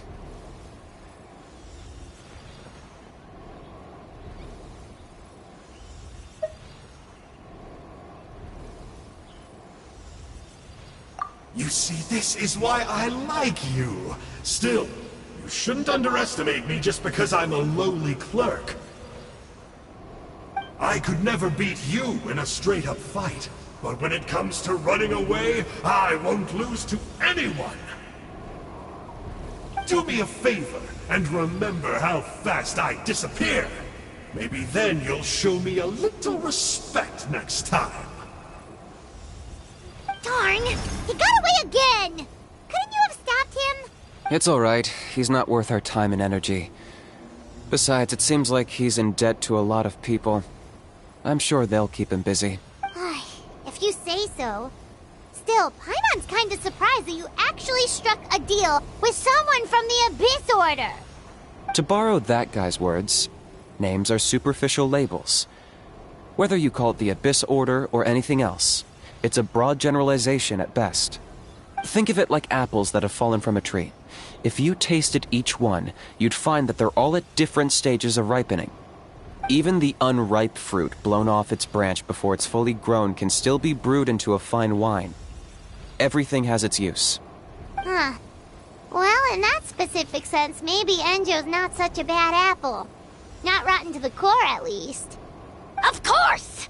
Only the almighty Dragon Lord, Kahula How, is rotten to the core and evil beyond redemption. Ugh. So what exactly are you anyway? You're definitely the evilest little thing Paimon's ever met. Don't worry, he can't hurt a fly.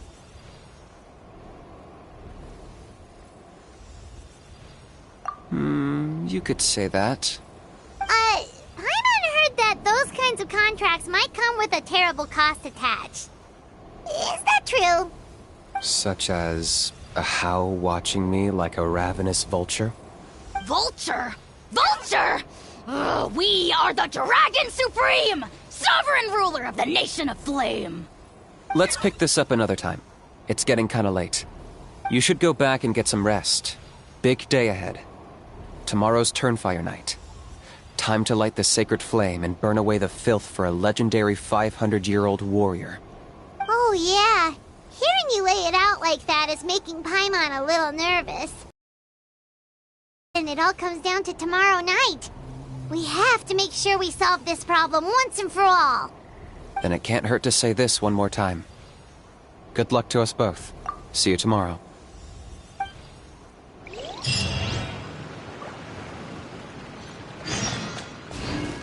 What happened to getting some rest? You're cautious, like me. I get it. But don't worry, like I said, I investigated, and I'm confident he has nothing to do with the Mountain King situation. Before he got tangled up with us, he was looking into the Mare Javari. That's another major part of Natlan's history. Our ancestor, Burkina, once fought a campaign there alongside the 5 other heroes. But it's not such an easy place to get to these days. That's about all I know, though. I have yet to take a job that involves the Mare Javari.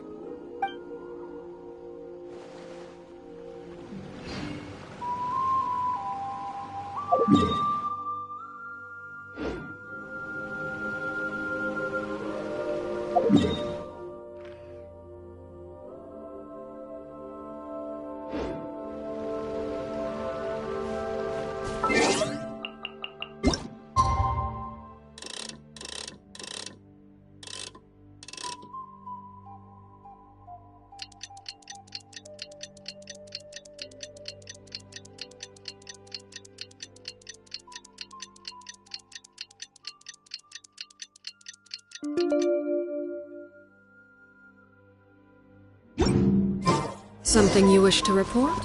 Go on.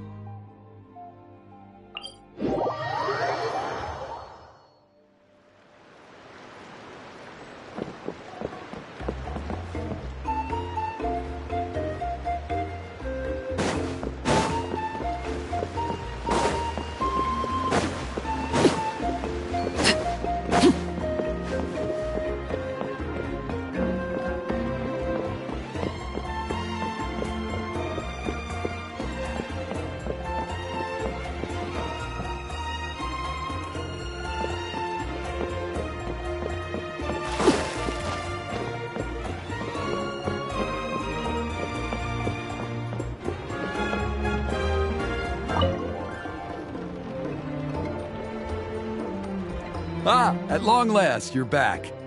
I hear you've done much for our people these last few days. Everyone has nothing but praise for you. Many young people have heard the rumors too. They're all eager to meet our new flame bearer. Well, they won't have to wait for long. It's almost time for the ceremony. We really hope we can resolve the Mountain King situation quickly and smoothly. Seems like a lot of people have been worrying about it, huh? Well, it's nearly time. So, if you're ready, then follow me to the ceremony site.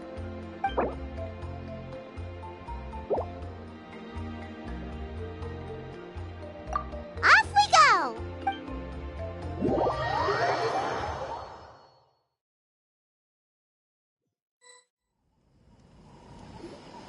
Here we are. Our honored guests have arrived. I have heard much about your fine work over the past few days. I hope you'll allow us to thank you properly after tonight's ceremony. Don't worry about it. Getting this huge venue ready must have been a huge task. No need to make extra work for yourselves on our account. Oh, if it means getting the Mountain King issue resolved, no cost is too great to bear. A resolution will come in due course, but every great fire starts as a tiny spark. We must take it one step at a time. No one would disagree with you if that were possible, Chief, but it's been far too long since we've seen a real step forward. Look around you. Can't you see how our numbers have dwindled since the last Turnfire night? The ceremony was arranged on short notice. Many are away from home and could not make it back in time. That may be so, but still. Good evening, Traveler in Paimon. Kinich! Not a moment too soon. Chief Wayna, Elder Trinidad, could you give us a minute? I'd like to give the Traveler a few pointers as the previous Flamebearer. Very well, but make it quick. Let me know when you're done and we will begin the ceremony. Let's step to the side. Has anyone gone over the key steps of the ceremony with you yet? Yeah, Elder Trinidad did, but, Paimon seems to have forgotten them. What a surprise! The flying ant has an ant-sized brain. If you don't want your tongue to be burned off by the sacred flame tonight, I suggest you stay quiet. See those sacred flame pillars? Once you've lit the fire, go light each one up in turn. Once that's done, head down into the cave where the Mountain King slumbers, light the braziers along the way, then bring the flame to the final altar. Then the ceremony is complete. That sounds simple enough. The process isn't complicated, but remember, you mustn't turn back at any point. If you miss a pillar, you can't light the next one, then come back to it. You have to keep moving forward, or it's seen as disrespecting our ancestors. If that happens, you won't receive the blessing of the Turnfire, and you'll have to start over. I made you a diagram that summarizes the steps. Take a look.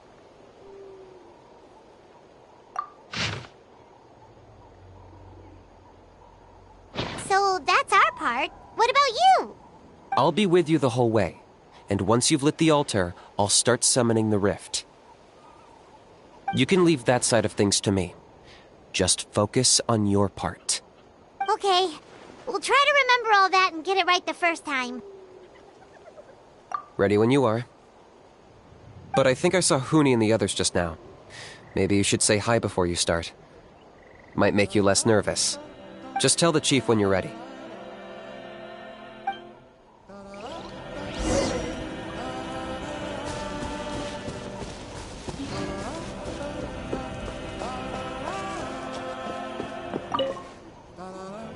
How are you doing?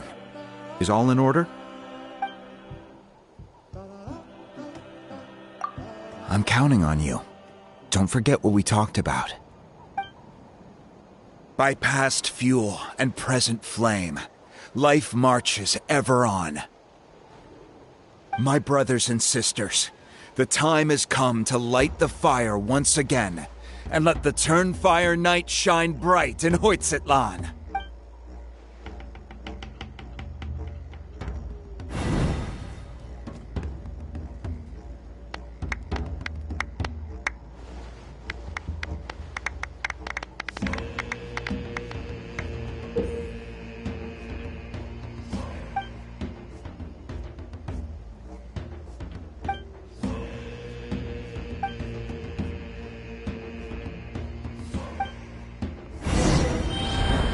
Go get the sacred flame.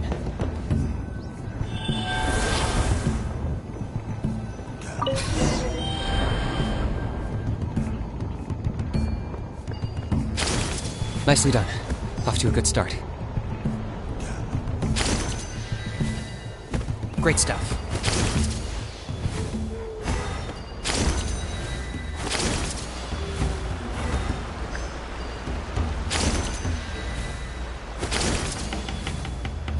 You're over halfway. Keep it up.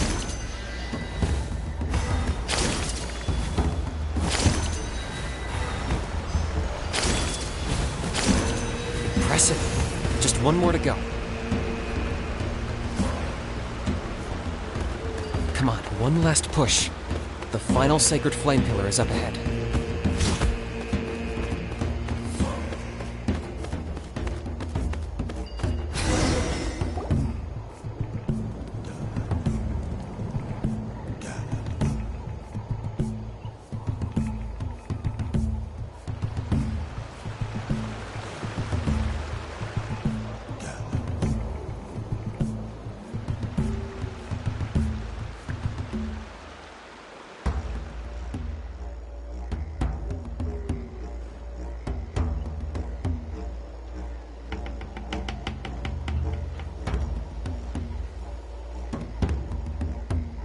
Great!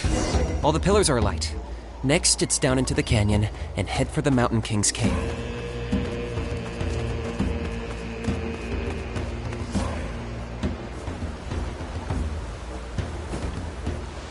Almost there. The cave is just up ahead.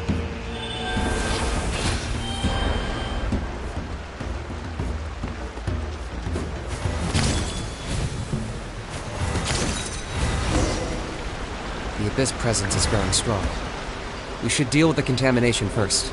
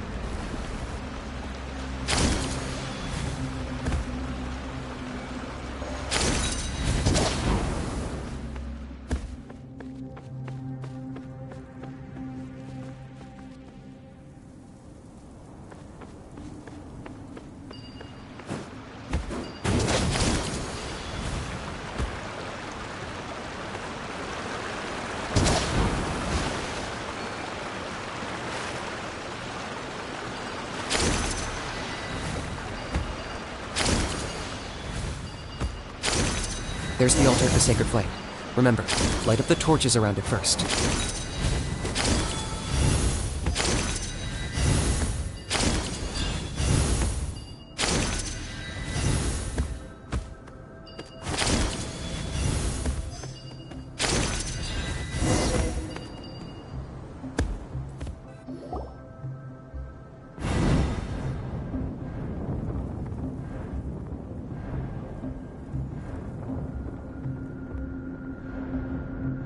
Woohoo! We've lit up the final altar!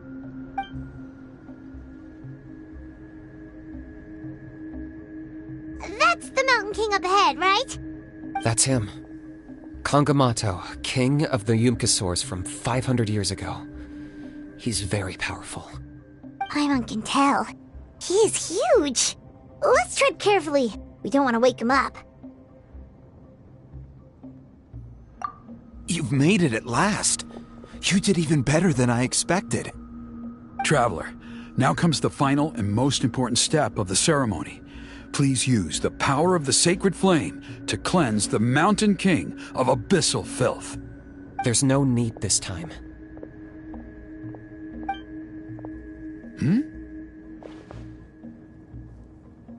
Such strong abyssal power. What is that thing?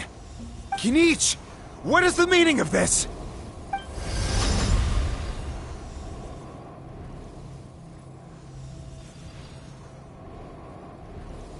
Is that a beastly rift? Chief Waina, Elder Trinidad, this is about to get a little dangerous. You should step back. What do you think you're doing? Solving the Mountain King issue. You mean by having him torn to pieces by rift hounds? No, stop! We can't let that happen! Foolish Locust! Can't you see? We're trying to shove your Locust King into the beastly rift! But... I'm sorry, Chief Waina and Elder Trinidad. This is the only way. Can you promise me that no harm will come to the Mountain King? I can't guarantee it, but I'm fairly confident. Traveler, this is not what we agreed on. You must cleanse the Mountain King of every last trace of abyssal contamination. Okay, I see what this is. You've been in cahoots this whole time!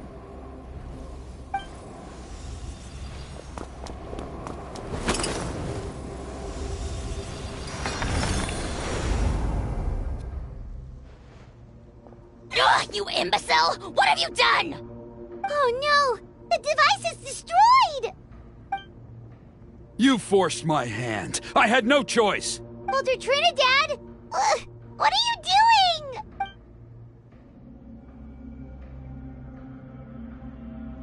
No! The Mountain King is waking up! He will cause even more casualties! Everyone, out! Now!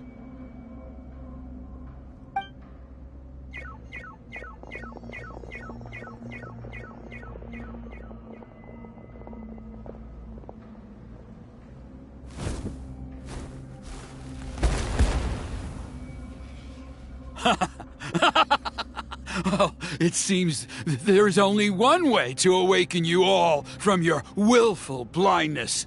More sacrifices must be made.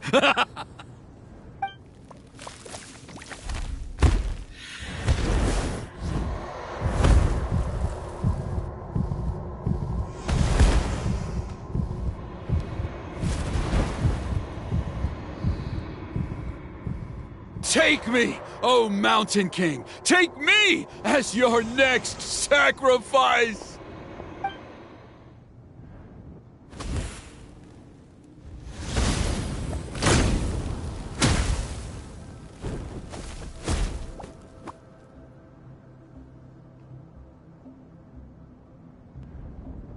Everyone's still outside.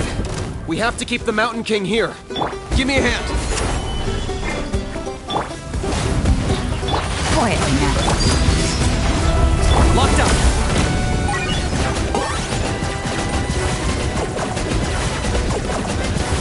Watch out for the fruits he's spitting out. You can use those against him. Yeah, that's it.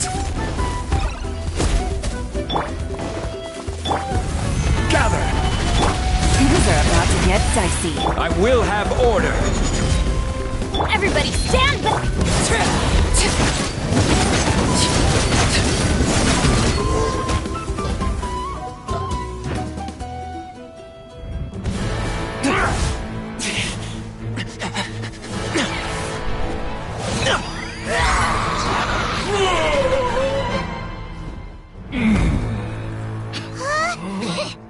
What do we do? We can't open the rift!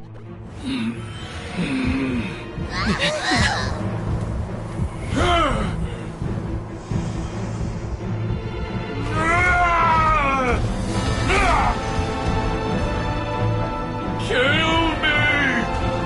Put an end! Points at launch! Shame!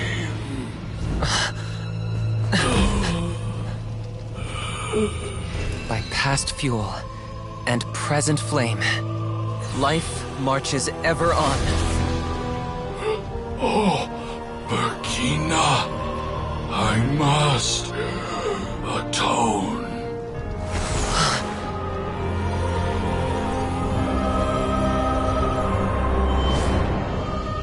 Patience. We will answer to the fire for all our deeds. Even if one day I fall behind, never look back. Keep moving forward, as we are now.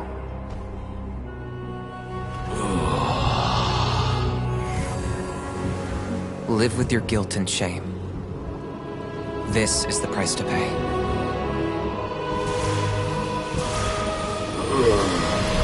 Heir to the Turnfire, please use my ruined vessel to train the heroes of the future. The will of Kangamato will march ever on, till the abyss is stamped out.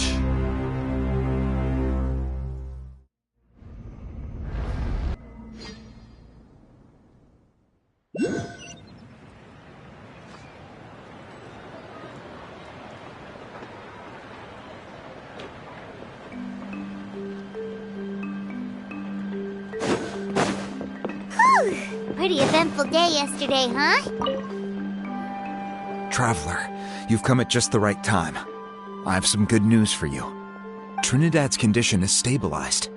He suffered burns on much of his body, but we believe he'll survive. Guess that's the best news we could hope for. Paimon has to ask, is everyone in your tribe such a risk-taker? First Kinich, then Elder Trinidad? Is this the scions of the Canopy's adventurous spirit in action? We're simply not afraid to charge ahead into the unknown. He's fine. Don't worry. He's gone to check on the Mountain King. Something most mysterious has happened. After the incident yesterday, a transparent shell has formed around the Mountain King's body.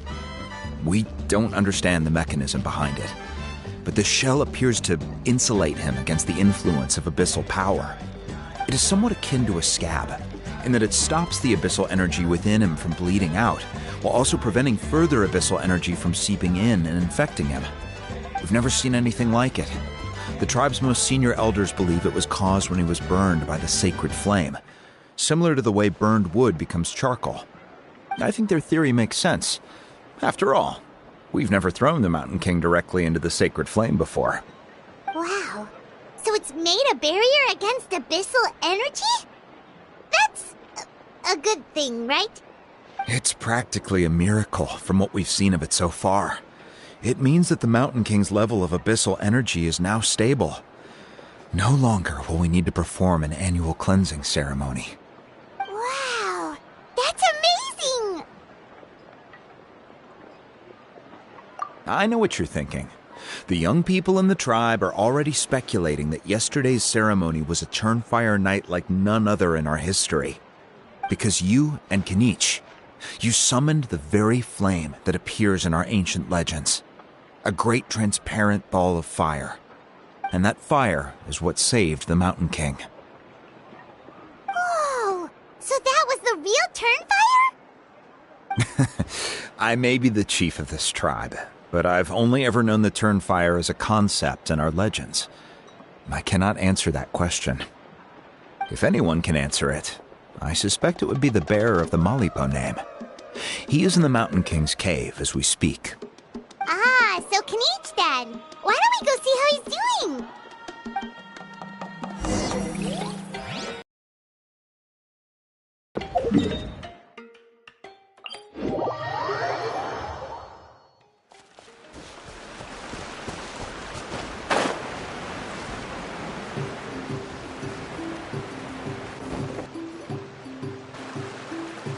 Hey, Kinich! Hey yourselves. You two doing okay after yesterday? We were gonna ask you the same question. You scared Paimon half to death when you rushed into the fire. Sorry, I couldn't just stand and watch the Mountain King get burned alive. So you thought you'd try and extinguish the sacred flame with Dendro? Or is that an attempt to make the almighty Dragon Lord Kahulahow die of laughter? The sacred flame only possesses a fraction of the Pyro Archon's power. It's not as if I was fighting the Pyro Archon herself. Kinich, when you went into the flames, were you intending to, Intending to what? do the same thing as Burkina? Sacrifice myself? Of course not. My focus was on keeping the Mountain King alive, not on what it would cost. But now I'm curious. What made you think I was going to sacrifice myself? Well, because everyone's saying the Turnfire is what saved the king last night. And Ponche's theory was that summoning the Turnfire is a tit-for-tat exchange, right? So, Paimon thought you decided to pay for it with your life. So you've heard that rumor too. I'm afraid I can't say for sure. What happened yesterday was a first for me too. Well, even if you don't know, there's probably no one in the world who does. What I would say is, if that really was the power of the Turnfire, I'd sooner believe that the Mountain King summoned it himself. The Mountain King? Then, what price did he pay? The core meaning of price is not atonement or compensation, but what you're willing to give up in order to obtain what you want. It's easy to die for your sins. Much harder to live with the guilt and keep on going. In the end, the Mountain King chose the latter option. For Burkina and for the tribe.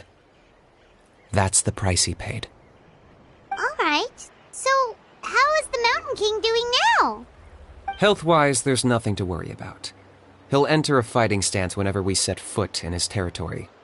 But his attacks are gentler now and not as crazed as before. Like he said yesterday, he just intends to be a sparring partner for people to practice with. Yeah, I tried communicating with him again, but he didn't respond. We dare say that Locust King has well and truly lost its mind. The lights are on, but nobody is home. Its body remains fighting fit thanks to the perverse power of the Abyss. But time has been less kind to its soul. It was ground to a pulp long ago. But we saw him come back to his senses yesterday. That was merely one last burst of brain activity before it croaked. As you humans would say, it went out with a bang. Oh, come on! Stop being such a doomer. Paimon bets the Mountain King has finally let go of the tragedies of the past now, and is focusing on moving forward. That's why he doesn't have time to chat with us. He's too busy thinking about the future. Well, at least it means my fellow tribespeople can move forward now, too. Thank you for your help, Traveler. I owe you one. Yeah, that's right. You caught Enjo for us, remember? But he ended up being completely useless. It's not a fair trade if you lost out. That's on him. It's not your fault he's useless. Besides, we're friends now. You don't know us anything. Friends? But your friendship is an even more valuable gift. I can't in good conscience accept it for free. So promise me, if you need anything in the future, you'll come to me. For you, I'll do anything.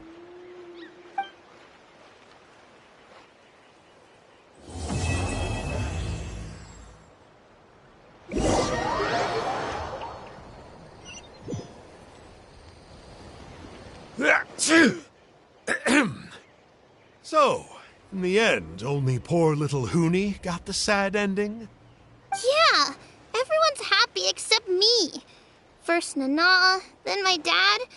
Why does everyone in my family have to suffer? Huni, it'll be okay. Your dad will get better soon. Toba, you're my friend, so I shouldn't say this to your face. But it was all the Mountain King's fault. Huh? Now hold your horses, kiddo. If you promise not to fight, Uncle Sanka will tell you a story. Okay, before you roll your eyes out of your skull, I promise you can trust me. I almost got my eyebrows burned off by the turnfire after last time. That's why I came back, to make it up to you. All right, I'll just get to the point. Do you know what Uncle Sanka loves the most about your people? What? Your extreme sports. Huh? On my first day here, I got hit by someone falling out of the sky. I believe you call it bungee jumping? It's a dangerous sport, to be sure, but the courage it took to make the jump impressed the heck out of me. So, I introduced myself to the jumper, we made friends, and I even helped treat her wounds. Oh, such a nice friend. Of course. Anyway, the good times didn't last, because I got captured by a powerful foe, so we had to part ways for a while. In the hands of the enemy, I was scorned, scolded, and nearly given away as a gift. Oh, it was so humiliating. A horrible experience to look back on. Why does Uncle Sanka always have to suffer, I thought. So I feel your pain, Huni. I was in the same position. But in the end, I made it through, and I left all of those painful memories in the past. I even managed to reunite with my friend. Is that it? The moral of the story is to look forward in life, right? Yeah, we've heard that one millions of times. Sorry, Uncle Sanka, but you're not cut out to be a teacher. Very smart, Huni, but not quite smart enough. What I'm trying to tell you is that after I reunited with my friend, I found her injuries were all healed, but she really missed her family. So, I thought you might like to see her too. She's right behind you. Turn around and see. Another trick about not turning back? I'm not falling for that one again. Huh?